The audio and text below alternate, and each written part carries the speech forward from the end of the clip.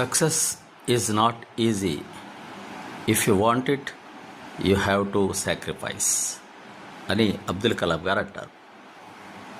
విజయం అనేది అంత సులభంగా మనకు చేకూరదు. అది మనకు కావాలంటే మనం మన జీవితంలో కొన్ని త్యాగం చేయాల్సి ఉంది. దీన్నే మన సంస్కృతంలో చక్కగా చెప్పారు. విద్యాతురాణం న సుఖం న నిద్ర అని.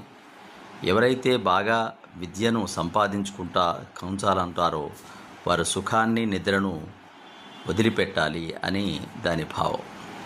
అంటే జీవితంలో సుఖాలను వదిలిపెట్టి మన లక్ష్యం మీద మనం నిరంతరంగా శ్రమిస్తేనే మన జీవితంలో కొన్నింటిని త్యాగం చేస్తేనే విజయం లభిస్తుంది. లేకుంటే ఆ విజయం అంత సులభంగా లభించే అవకాశమే లేదు. విజయానికి షార్ట్కట్స్ అంటూ ఏమీ ఉండవు.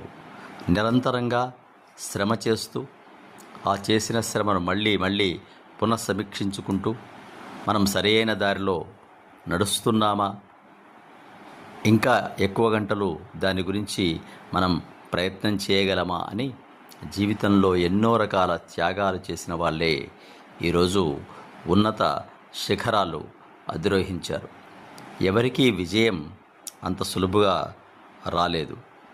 కానీ విజయం వచ్చిన వాళ్ళని చూసి వాళ్ళు అదృష్టవంతులను, లేక వారికి ఏదో రకంగా అడ్డదారిలో విజయం కలిగిందని చాలామంది పని చేయలేని వారు, త్యాగం చేయలేని వారు, కష్టపడలేని వారు అంటూ ఉంటారు.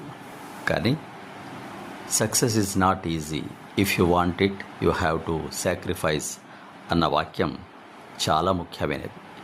మనం దానికోసం పరితపించాలి, నిరంతరంగా ధ్యానించాలి, నిరంతర ప్రయత్నం చేయాలి.